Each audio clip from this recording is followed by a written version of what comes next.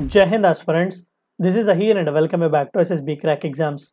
पिछले साल यानी कि 2023 में लगभग 59,000 से भी ज़्यादा इंडियंस यूएस के सिटीजन बने हुए हैं। अब आप टेंशन मत लीजिएगा कि सर क्या सिर्फ 59,000 के आसपास ही इंडियंस यूएस में जी रहे हैं क्या। मैंने ये तो आपसे नहीं कहा, जीने वालों की तादाद तो लाखों में है। ये 59,000 से भी चंद आंकड़ा ज्यादा है, लगभग 59,100 के आसपास ये ऑफिशियली हैं जिन्होंने यूएस के सिटीजनशिप को एक्सेप्ट किया है। और वहां के US citizenship and immigration services के रिपोर्ट में उनसे मुताबिक ये सभी इंफॉर्मेशन दिए गए हैं। तो आज के इस लेक्चर में हम उसी के ऊपर डिस्कस करने की कोशिश करेंगे कि टॉप कौन सी कंट्री है जिसे सबसे ज्यादा यहाँ पर इमिग्रेशन डिपार्टमेंट वाला सिटीजनशिप मिली हुई है। क्या कुछ इंपॉर्टेंट सी चीजें हमें इस रिपोर्ट में देखने को मिली हुई हैं, उन सभी के बारे में डिस्कस करेंगे। तो रिसेंटली न्यूज चैनल में छाया हुआ था कि पिछले साल के लिए 2023 का आंकड़ा अगर हम बताएं, अब देखिए ये रिपोर्ट जो है वो दरअसल homeland security department of United states that is US citizenship and immigration services वालों ने 2023 के लिए अपना एनुअल प्रोग्रेस रिपोर्ट रिलीज किया हुआ है। तो उसमें ये हाईलाइट्स हमें देखने को मिले कि लगभग 59,000 से भी ज्यादा, अगर एग्जैक्टली बताऊं तो 59,100 के आसपास इंडियंस जो है उन्होंने सिटीजनशिप एक्सेप्ट की हुई है या फिर उन्हें सिटीजनशिप मिला हुआ है इन 2023 दैट इज यूएस सिटीजनशिप। अब with this high number India दरअसल सेकेंड स्पॉट पर है। फर्स्ट में दरअसल मैक्सिकन्स है। अब देखिए टोटल रिपोर्ट में अगर हम देखें आंकड़ा तो इट इज लगभग 8.7 लाख फॉरेन नेशनल्स। वैसे तो यूएस का पॉपुलेशन लगभग 33 करोड़ के आसपास है, लेकिन यहाँ पर जो फॉरेन नेशनल्स जिन्हें ऑफिशियली सिटीजनशिप मिला हुआ है 8.7 फॉरेन लाख नेशनल्स उनमें से हैं जिन्हें फिजिकल ईयर 2023 जो कि सितंबर 30 2023 को खत्म होता है यूएस में, तो वहां पर इतने सारे लाखों कैंडिडेट्स को जो है वो सिटीजनशिप मिला हुआ है। उनमें से सबसे ज्यादा 1.1 लाख मैक्सिकन्स है, यानी कि टोटल नंबर ऑफ सिटीजन्स की अगर हम बात देखें तो उसमें से 12.7%। इंडिया का जो आंकड़ा है वो 59,100 है, यानी कि 6.7% इंडियंस है उन टोटल 8.7 लाख फॉरेनर्स में जिन्होंने यूएस सिटीजनशिप एक्सेप्ट किया हुआ है। और लगभग 44,800 यानी कि कुल मिलाकर 5.1% न्यूली एनलिस्टेड अमेरिकन सिटीजन जो है वो फिलिपाइन से आ रहे हैं और 35,200 4% के आसपास वो डोमिनिकन रिपब्लिक से है। अब देखिए थोड़ा बहुत मैं आपको प्रोसेस बता दूं कि यूएस का सिटीजनशिप कैसे एक्वायर करना पड़ेगा।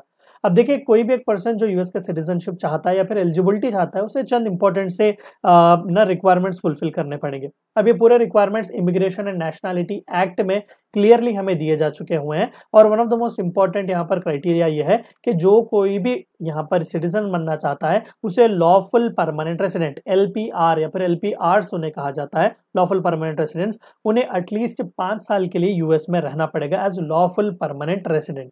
और अपार्ट फ्रॉम दैट यहाँ पर 3 ऐसे इंपॉर्टेंट से क्राइटेरिया है जो कि फुलफिल करने पर आपको यूएस की सिटीजनशिप मिलेगी। सबसे पहला तो फाइनेंशियल ईयर में आपको 5 साल के लिए फॉर नेचुरलाइजेशन के प्रोसेस के थ्रू आपको सिटीजनशिप देने के लिए एटलीस्ट 5 साल आपको यहाँ पर as a lawful permanent resident होना चाहिए। या फिर साथ ही साथ आप अगर किसी अमेरिकन सिटीजन की स्पाउस हैं और 3 साल वहां पर शादी होकर आप रह रहे हैं या फिर 3 साल शादी होने के बाद आप एज परमानेंट सिटीजन वहां पर रह रहे हैं, तो आपको भी यहाँ पर क्राइटेरिया फुलफिल होगा, एलिजिबिलिटी आपकी हो जाएगी। और साथ ही साथ अगर मिलिट्री सर्विसेज के बेसिस पर भी चंद सर्टेन पीरियड ऑफ हॉस्टिलिटीज में भी अगर आपने मदद की हुई हो तो वहां पर भी INA एक्ट द्वारा आपको सिटीजनशिप थ्रू नेचुरलाइजेशन दी जाती है।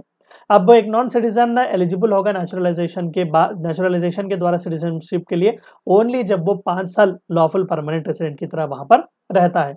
वही अदर हैंड पर अगर हम देख लें तो यूएस सिटीजन के स्पाउस को सिर्फ 3 साल यहाँ पर एज लॉफुल परमानेंट रेसिडेंट रहने की जरूरत है। और अगर हम नेचुरलाइजेशन की बात करें पिछले कपल ऑफ ईयर्स में तो लगभग क्वार्टर ऑफ ऑल नेचुरलाइजेशन जो पास्ट डिकेड में हमें देखने को मिले हुए हैं वो सभी नेचुरलाइजेशन द्वारा ही हैं। और मीडियन नंबर जो यहाँ पर ईयर्स जो मिनिमम स्पेंड किए जाते हैं थ्रू परमानेंट रेसिडेंट नेचुरलाइजेशन के द्वारा वो 7 साल का यहाँ पर माना जाता है। अब इंडियंस में वैसे तो बहुत ही ज्यादा क्रेज है यूएस सिटीजनशिप को लेकर, तो ईच ईयर ये नंबर ग्रो होते ही जा रहा है। और सबसे ज्यादा जो अमेरिकन सिटीजनशिप के लिए इंडिया द्वारा जाने की कोशिश की जा रही है वो नॉर्थन स्टेट्स में पंजाब और हरियाणा है, और साथ ही साथ गुजरात का भी रीजन हमें देखने को मिलता है। अब ज्यादातर इनमें से ऐसे लोग हैं जो क्वालिटी ऑफ लाइफ के लिए, अच्छे खासे जॉब्स के लिए वहां पर सर्च करने के लिए जाते हैं, और इसी ख्वाहिश में कई सारे लोग इलीगली भी यूनाइटेड स्टेट्स में माइग्रेट करने की कोशिश करते हैं। पिछले कपल ऑफ ईयर्स के आंकड़ों की बात करूं तो अक्टूबर 2022 और सितंबर 2023 के बीच लगभग 42,000 माइग्रेंट्स फ्रॉम इंडिया उन्होंने इलीगली यूएस को क्रॉस करने की कोशिश की हुई है। अभी डाटा पूरा कंपाइल करके देने वाला जो ऑर्गेनाइजेशन या एजेंसी है, that is customs and border protection agency. कई बार न्यूज़ चैनल्स में भी हम इन्हें देखते हैं, क्योंकि मेक्सिको सिटीजन्स के साथ इनकी झड़प कंटिन्यूसली होती रहती है, क्योंकि ज़्यादातर मेक्सिको के सिटीजन्स ही यूएस में इलीगल इस तरीके से मूव करने की कोशिश करते हैं। तो ज़्यादातर यहाँ पर भी इंडियंस ने भी जो इस्तेमाल किया हुआ है रास्ता इलीगली मूव होने का, वो सदर्न लैंड बॉर्डर द्वारा ही है, मेक्सिको की मदद से। लगभग 96,000 इंडियंस को पिछले साल पकड़ा गया था, उन्हें एक्सपेल किया गया था, क्योंकि वो इलीगली यूएस के बॉर्डर को क्रॉस करने की कोशिश कर रहे थे, यूएस में एंटर होने की कोशिश कर रहे थे। और 2021 की बात करूं तो लगभग 30,000 के आसपास ये आंकड़ा है, और ये भी कस्टम्स एंड बॉर्डर प्रोटेक्शन वालों ने ही इन्फॉर्मेशन दिया हुआ है। अब रही बात पिछले साल 96,000 लोगों की, तो उसमें से 30,000 के आसपास कनाडा की बॉर्डर से क्रॉस करके यूएस जाने की कोशिश कर रहे थे, और 41,770 ऐसे थे जो कि मेक्सिको के द्वारा बॉर्डर क्रॉस करने की कोशिश कर रहे थे। लेकिन अभी भी ये क्लियर नहीं है कि एक्चुअल कितने लोगों ने बॉर्डर सक्सेसफुली क्रॉस किया हुआ है। तो ये थी चंद बातें आपको इस वीडियो में जाननी थी। वीडियो को एंड करने से पहले आप सभी को एक और बार याद दिला दूं कि एसएसबी क्रैक एग्जाम्स के पास एसएसबी इंटरव्यू से related full fledge online course available है। हर महीने इसके नए बैचेस स्टार्ट होते हैं। अपने फ्रेंड्स के साथ भी इन्फॉर्मेशन शेयर कीजिएगा। We also provide you courses like NDA, CDS, FCAT and Warrior 10 is a code which you should use so that you get 10% discount. Meet you next time. Until then, stay healthy, stay safe. Thank you for watching my lecture.